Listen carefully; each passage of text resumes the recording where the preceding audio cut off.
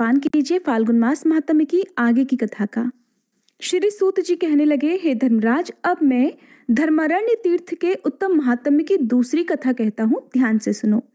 धर्मारण्य में सत्यलोक से जिस प्रकार सरस्वती जी लाई गई वह प्रसंग भी सुनिए।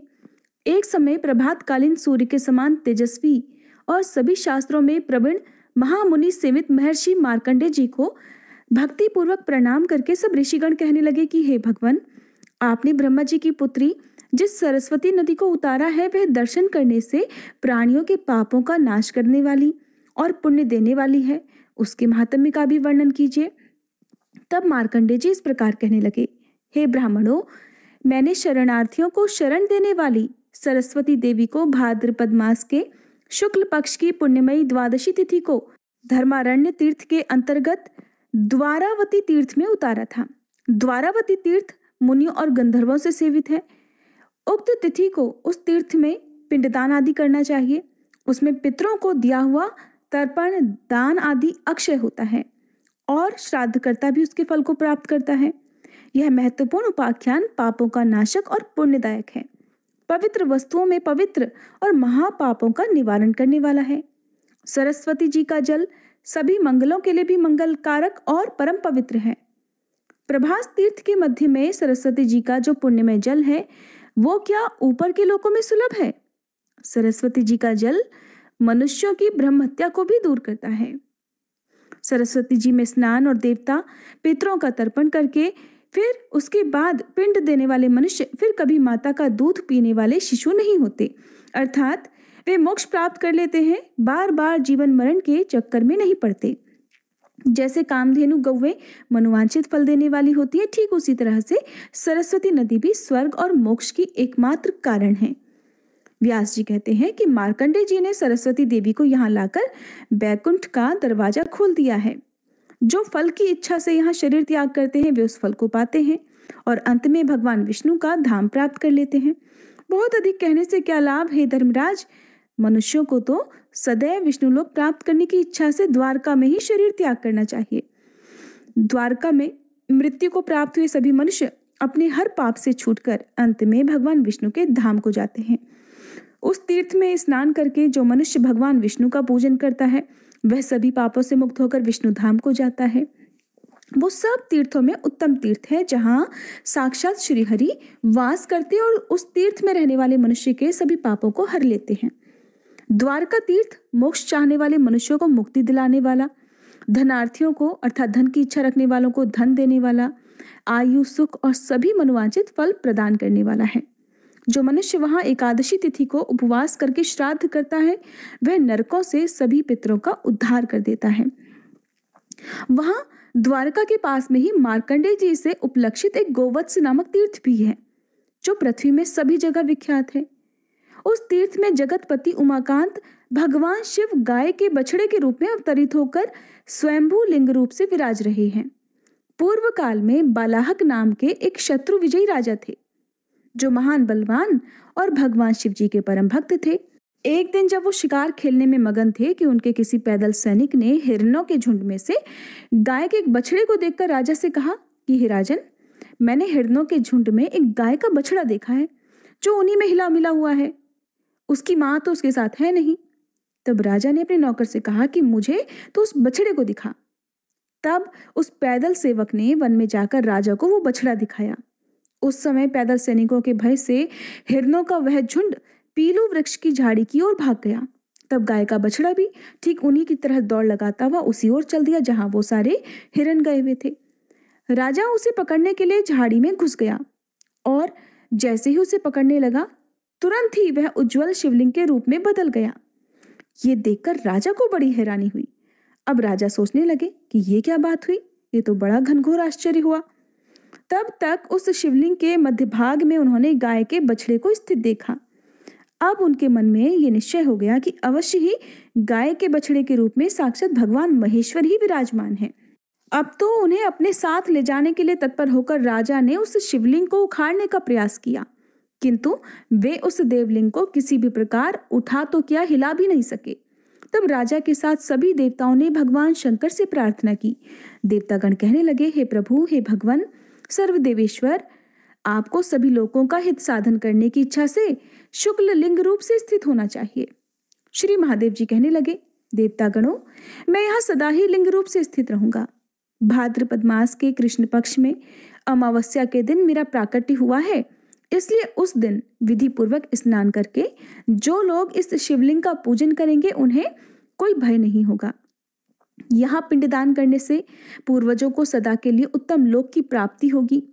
घोर रौरव नामक नरक, कुंभीपाक और अन्य अन्य नरकों में गिरे हुए अथवा पशु पक्षियों की योनियों में पड़े हुए जो पितर हैं, उन्हें भी यहाँ एक बार पिंडदान करने मात्र से अक्षय गति की प्राप्ति हो जाती है, उन्हें मोक्ष प्रदान हो जाता है।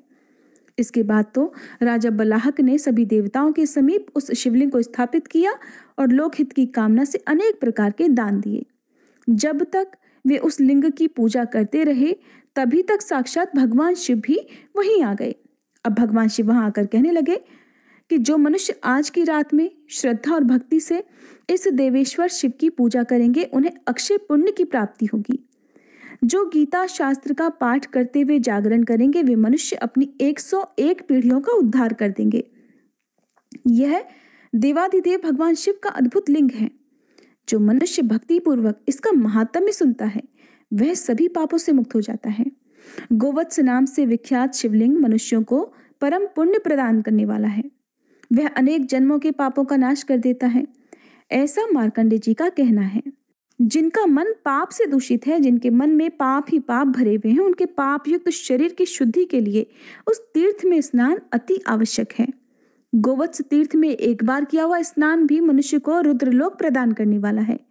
और वहां पर खासकर भाद्रपद मास में उस पक्ष के अंत में कूप के तट पर तर्पण और श्राद्ध करने से कलयुग में पितरों को सबसे अधिक तृप्ति मिलती है। गया जी में 21 बार तर्पण करने पर पितरों को जो परम तृप्ति होती है वह गंगकूप में केवल एक बार तर्पण करने से ही मिल जाती है। गोवत्स महादेव के पास में ही गंगकूप भी विद्यमान है। वहां तिल और जल से भी तर्पण करने पर पितर सद्गति को प्राप्त होते हैं, नरकों से छूट जाते हैं। उस तीर्थ में मुनीश्वर गण गोदान की प्रशंसा करते हैं। वहां पर 2 पीलू के वृक्ष स्थित हैं। वही मुनि सेवित गोवत्स तीर्थ है जो स्नान से स्वर्ग देने वाला, आचमन करने से पाप की शुद्धि करने वाला, कीर्तन करने से पुण्य देने वाला और दर्शन करने से मोक्ष प्रदान करने वाला है। गोवत्स तीर्थ से नैऋत्य कोण में लोह यष्टि दिख पड़ती है। वहां स्वयंभू लिंग के रूप में साक्षात भगवान शंकर जी विराजमान हैं। भाद्रपद मास की अमावस्या के दिन लोह यष्टि में श्राद्ध करने पर पितर प्रेत योनि से मुक्त होकर स्वर्ग लोक को चले जाते हैं। पितर लोग ये कहते हैं कि क्या हमारे कुल में भी ऐसा कोई पुरुष उत्पन्न होगा जो श्राद्ध पक्ष में अश्विन मास की अमावस्या के दिन लोह यष्टि तीर्थ में हमारे लिए तिल, जल, पिंडदान अथवा केवल जल ही प्रदान करेगा। तब मुनि कहते हैं कि अगर पितर अधिक प्रिय हों तो भाद्रपद अर्थात आश्विन मास की अमावस्या तिथि को उनके लिए अवश्य ही श्राद्ध करना चाहिए। जो सरस्वती जी के जल में स्नान करके दूध से और सफेद तिलों से पितरों का तर्पण करता है उसके पितर अवश्य ही तृप्त हो जाते हैं।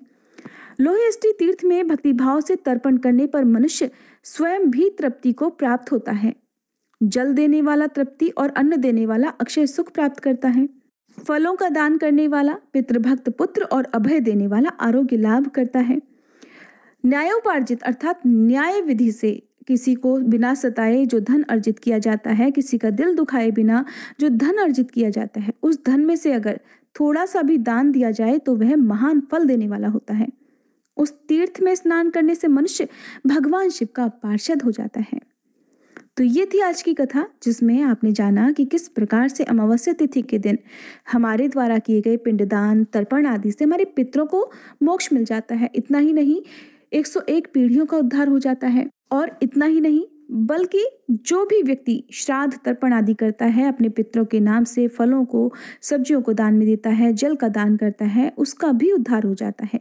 अंत में ऐसा व्यक्ति अपने पितरों के साथ ही भगवान शिव का पार्षद बन जाता है। हमारे हिंदू धर्म में हर तिथि किसी न किसी देवी देवता को समर्पित होती है। हर महीने की कोई ना कोई ऐसी तिथि जरूर होती है जो बहुत विशेष होती है। जिस तिथि के संयोग में यदि किसी विशेष धार्मिक स्थल का दर्शन किया जाए, जैसा कि आपने जाना कि भाद्रपद मास की जो अमावस्या होती है उस दिन सरस्वती जी के जल से यदि तर्पण किया जाए, सफ़ेद तिलों का दान किया जाए या सफ़ेद तिलों से तर्पण किया जाए तो कुयोनी में पड़े हुए पितरों का भी उद्धार हो जाता है। कई बार आपने सुना होगा कि किसी के घर में पितृदोष है, बहुत कलह क्लेश रहता है, तो ऐसे में पितरों की शांति से ही घर में सुख शांति आती है। जिस घर में पितरों का आशीर्वाद बना रहता है उस घर में कलह क्लेश नहीं होते, दुख बाधाएं नहीं आती, उस घर में कोई भी काम बिना किसी बाधा के पूर्ण हो जाता है। इसलिए हमें हर अमावस्या तिथि को कुछ न कुछ ऐसे धार्मिक कार्य जरूर करने चाहिए जिससे हमारे पितर भी संतुष्ट हो सके और हमारी आने वाली पीढ़ियों को भी उसका लाभ मिल सके। ये थी आज की कथा। अगर आपको ये वीडियो पसंद आई हो तो प्लीज़ वीडियो को लाइक करके हो सके तो ज़्यादा से ज़्यादा लोगों तक शेयर कीजिए।